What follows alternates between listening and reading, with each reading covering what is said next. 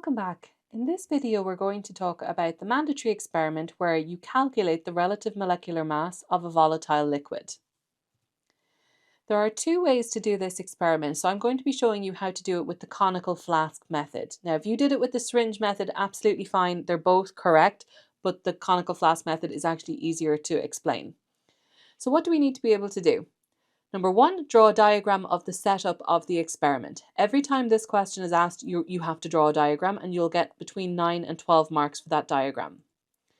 Number two, explain what is meant by a volatile liquid. It's just a liquid that evaporates easily. Number three, describe how to record the volume, the mass, and the temperature of the gas during the experiment. And number four, use everything that you record in the experiment to calculate the RMM of a volatile liquid. Right, so the aim here is to calculate the RMM of a volatile liquid. So we want to calculate the relative molecular mass. Now, if your teacher tells you what the volatile liquid is, great, then you can just work it out, but we're going to prove it by experiment.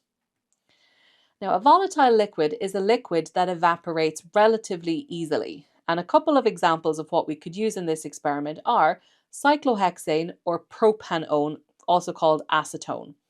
Now, my preference is to use cyclohexane here because it has a higher relative molecular mass than propanone. Now, the formulas that we're going to have to use in this experiment. So, the only formula that we have so far that has the RMM mentioned in it is this one, the moles triangle. So at the end of this, we're going to calculate the RMM. So I need the mass of the volatile vapor or liquid divided by the number of moles of it inside the container. Now, if we have the mass of it that we're measuring out, we're going to measure it at the end of the experiment. That will be the mass of the volatile vapor at the end of the experiment. So the number of moles, we can't work that out based on the mass because we don't know what the RMM is. So we're going to have another equation that works out the number of moles for us. And that's where this one comes in, the ideal gas equation. Now for PV equals nRT, we're going to use this to work out the number of moles.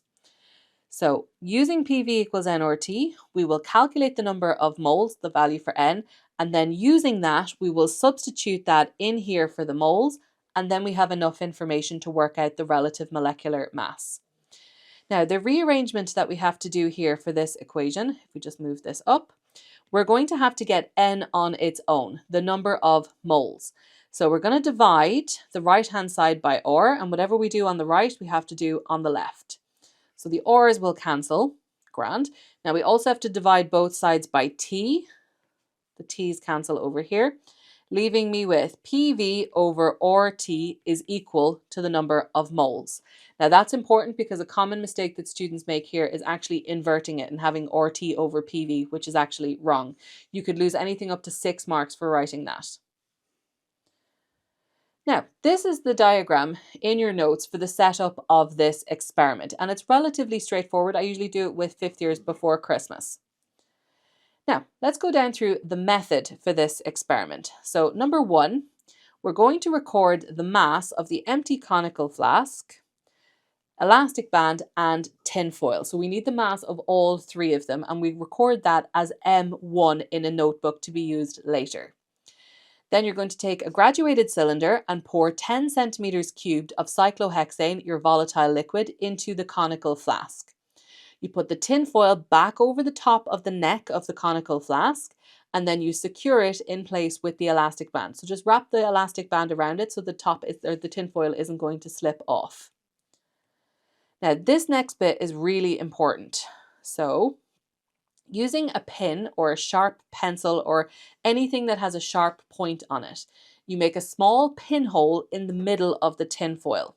Now this is very, very, very important because that pinhole is going to allow the pressure to equalize inside and outside the conical flask.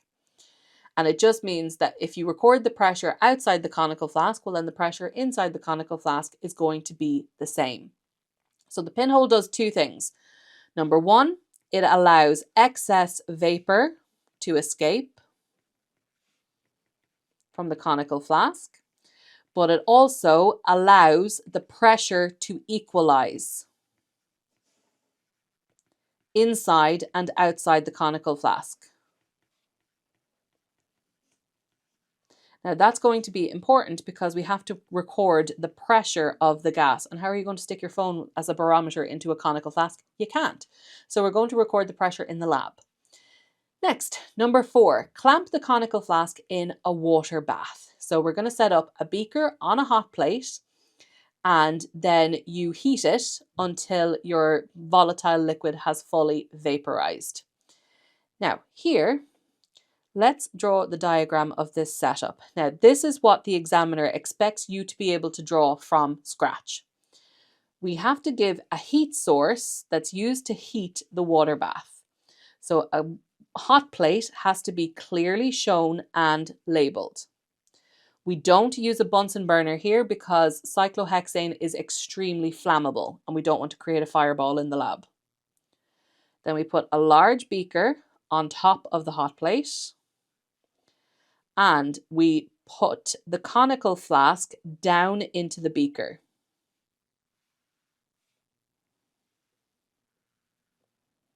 And you use a clamp or a retort stand to hold it there because otherwise it'll start flopping all over the place. Then you put water into the beaker and the water level, this is something that your examiner is going to look at very carefully on your diagram. It has to be as high as possible on the conical flask. So the water level, we want it up to the neck of the conical flask. Now, if your water level is not at the neck of the conical flask, you will lose marks on your diagram. And it's something in 2019 that we were told to interrogate very closely. So make sure the water level is up to the neck of the flask. Then I'm going to draw the tin foil across the top with the elastic band. And I'm going to show the pinhole in the middle of the tin foil. Now to label, we have tin foil plus elastic band. And I'm also going to label the pinhole.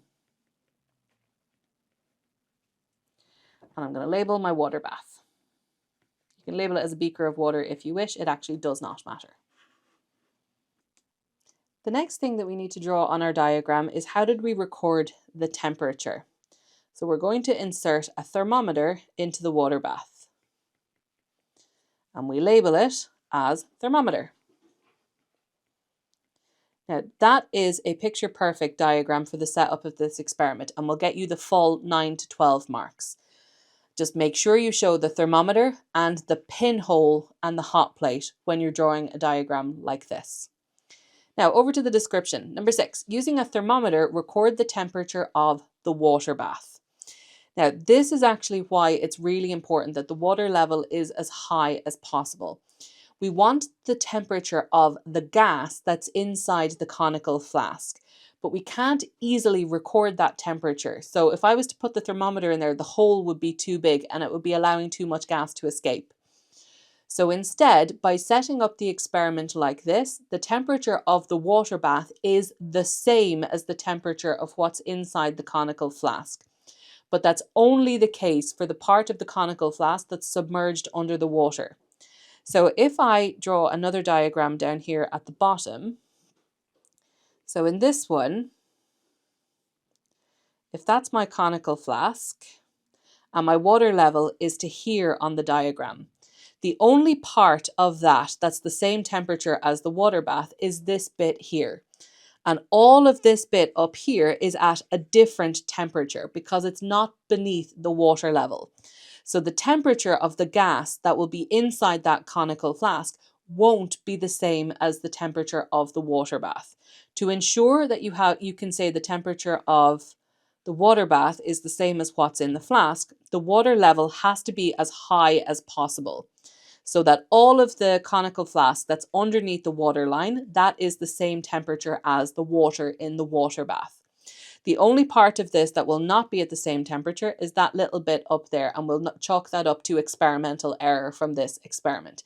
That little bit at the top will be fine because it's small relative to the size of the conical flask.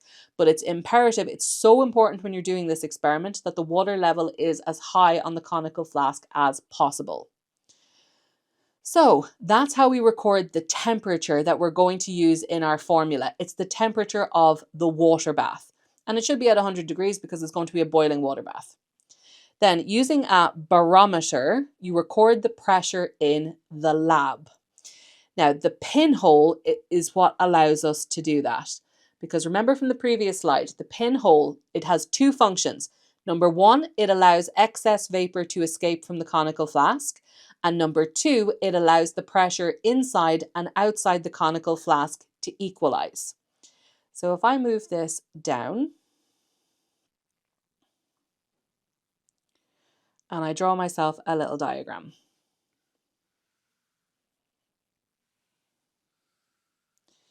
Now remember where pressure comes from. It comes from collisions of your gaseous molecules with the sides of the container. When you increase the temperature, you're giving your particles more kinetic energy. They're moving faster, therefore there's going to be more collisions per square centimeter with the sides of the container. So when you increase the temperature, the pressure is also going to increase. It has to because there will be more collisions. Now you have a bit of tinfoil on the top of this. If you were to increase the temperature of the volatile liquid and vaporize it, so your volatile liquid is now a gas and spreading throughout that conical flask, then the pressure in here will be increasing as well because you're also increasing the temperature. And if that pinhole is not there, it basically will blow the tinfoil off the top because the pressure will get so big that the pressure is going to relieve itself and it will burst the tinfoil or blow it off completely. So to stop that from happening, we put a little tiny pinhole in the center of the conical flask tinfoil, or the tinfoil in the conical flask.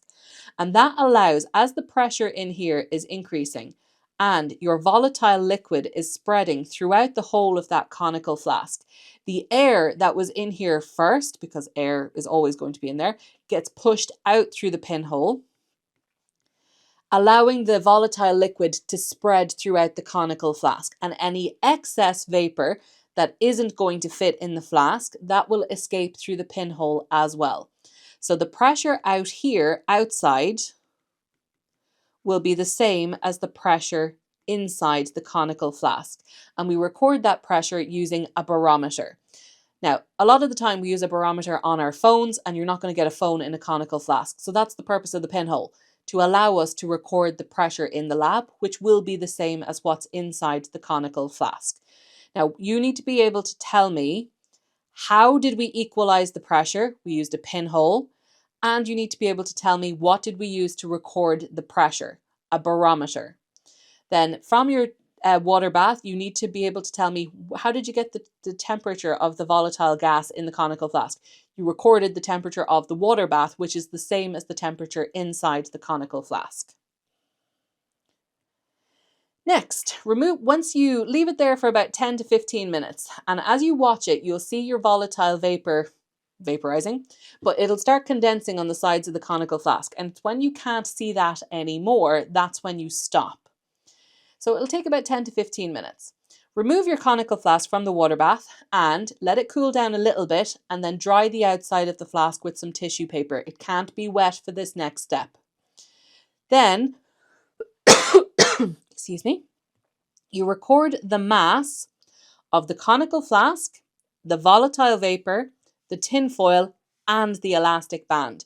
And we're going to call this M2. Now, earlier on, we recorded M1, which was the empty conical flask, tinfoil, and elastic band. So now what we're going to use this for is it's going to allow us to calculate the mass of the volatile vapor. And that's what we need in order to use the moles formula. So to work out the mass of the volatile vapor, it's going to be M2 minus M1. And why that's necessary is, at the very end of the experiment, you're going to use your moles triangle. We have mass moles times RMM. This gives you the value that you use here for mass. So when you do M2 minus M1 and have the mass of the volatile vapor, that's where you substitute that value into. And the number of moles, we will get that from PV equals N or T. Next, number 9.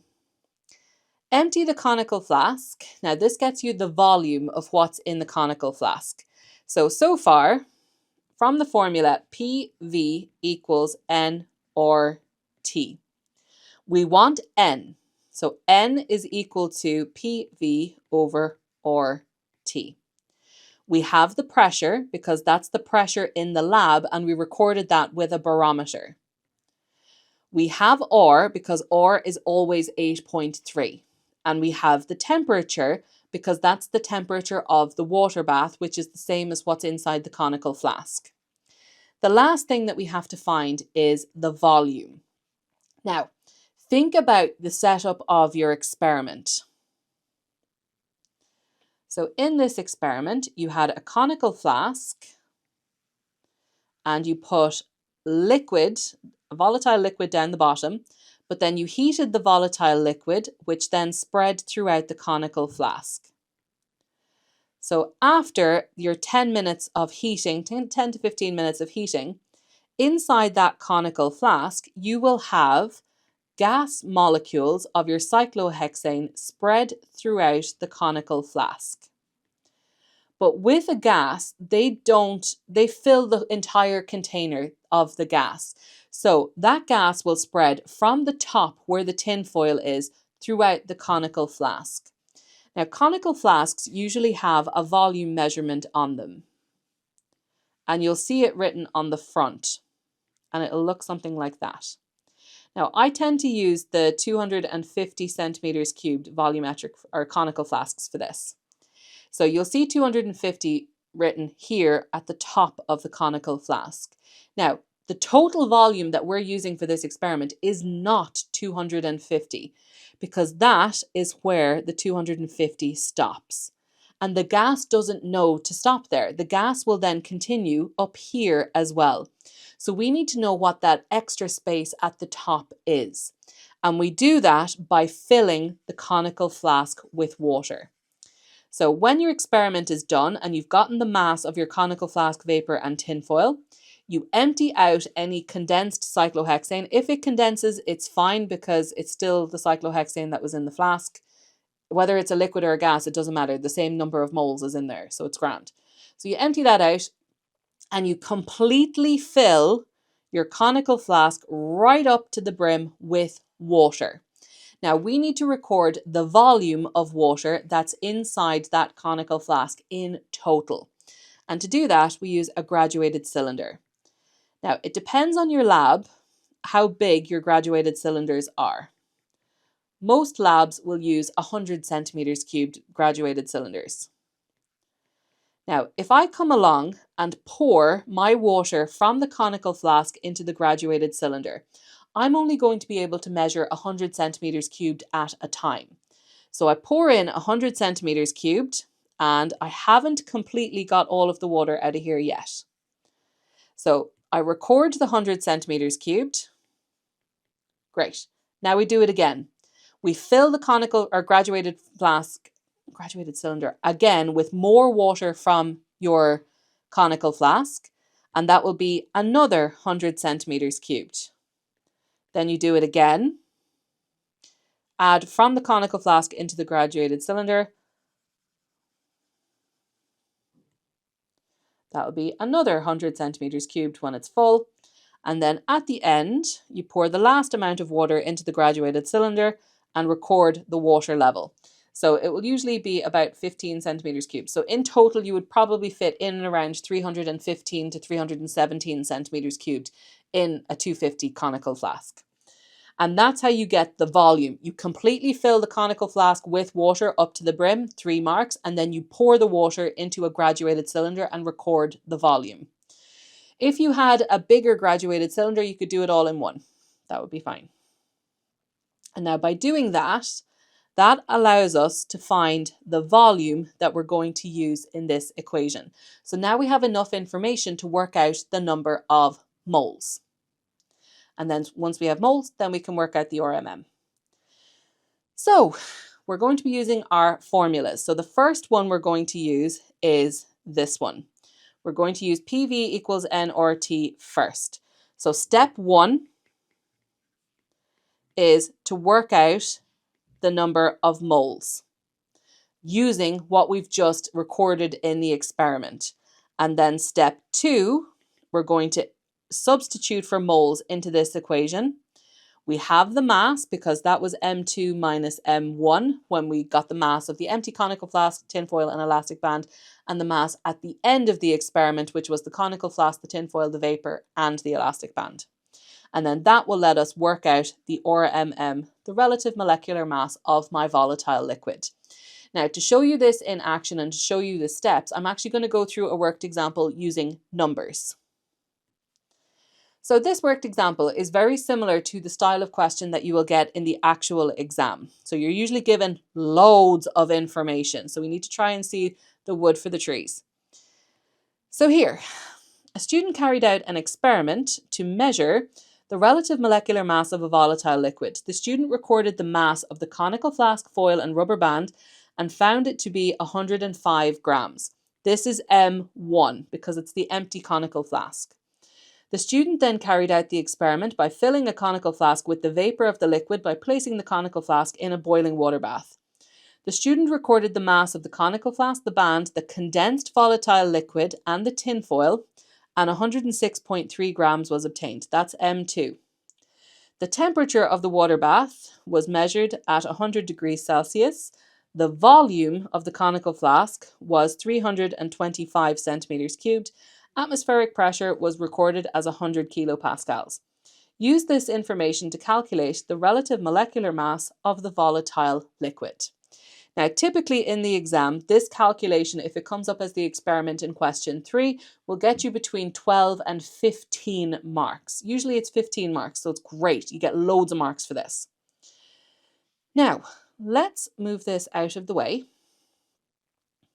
And let's make a list of my formulas. So I have PV equals N or T. The pressure was given as 100 kilopascals. That has to be in pascals, so we're going to times it by 1,000, is 100,000 pascals. Then the temperature is 100 degrees Celsius. And for the temperature, we're going to add 273, and that gives me 38. What am I doing? I can't add in my head. That gives me 373 Kelvin. Now, R is going to be 8.3 joules per Kelvin per mole. And then I need the volume. Now, the volume here is a little bit tricky because the volume is given in centimeters cubed. It was 325 centimeters cubed. That has to be in meters cubed. So we stick by 10 to the minus 6 on the end of it. And by doing that, that will convert that into meters cubed. Is it perfect scientific notation? No, but it's fine. Now we have enough information to substitute in here. The number of moles is PV over RT. So the pressure goes on top. That will be 100,000 multiplied by the volume of 325 by 10 to the minus 6. And on the bottom, we have 8.3 multiplied by the temperature of 373. Then when we come along and multiply that out, we're going to get 0.049775509. And that's my number of moles. Now, in a question like this, typically you will get 3 marks for your formula and 3 marks for working out your number of moles. Sometimes, if you had lots of working out to do with your units, they will also give you 3 marks for substituting correctly. Sometimes, but not always. I'm going to give you 3 marks here. Now, my next step, we have our number of moles. Now we need to calculate the relative molecular mass of the volatile liquid. So that's using my moles triangle. We have mass, moles, times RMM. Now in this triangle, we're going to use the RMM, or that's what we're trying to find. And the relative molecular mass is the mass divided by the number of moles, because it's grams per moles, grams divided by moles. Now, the mass here is a little bit tricky because we're not given the mass directly of the volatile liquid. So the mass is M2 minus M1. M2 we recorded as 106.3 grams and M1 is 105 grams. That gives me a mass of 1.3 grams for the vapor that's inside the conical flask. So my mass, we're going to put 1.3 grams over the number of moles, which we just calculated above.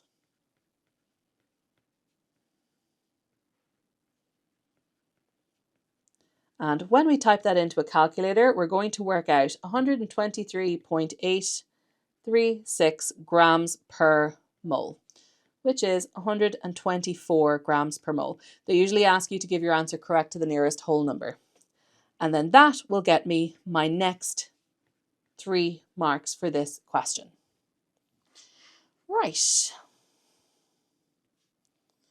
So, in summary, now we're just going to go through where does everything come from. We're going to be using 2 sets of formulas here to work out the RMM of a volatile liquid. You start off with PV equals nRT and work out the number of moles of the gas inside the conical flask. The temperature, you use the value for the temperature of the water bath because the inside of the conical flask should be the same as the temperature of the water bath. Next, R will always be 8.3. That will never be anything else. It's always going to be 8.3. Next, the value for V, the volume. This is the total volume inside the conical flask, which you find by filling the conical flask to the brim with water and then you pour it into a graduated cylinder to record the total volume of the water. P is the pressure inside the lab, which you record with a barometer, and the pressure in the lab is the same as inside the conical flask due to the pinhole. Then you substitute into the top equation for the number of moles, and mass is found by M2 minus M1. And then when you have the mass and the moles, you put the mass over the number of moles, and that is going to calculate the RMM for you. And make sure when you're doing this one that you can draw a labeled diagram of the setup of the experiment. If you can draw a diagram of the setup of the experiment and you can do the calculation, that's going to get you round about 30 marks or thereabouts for this particular question. So you're well on the way to a brilliant answer here.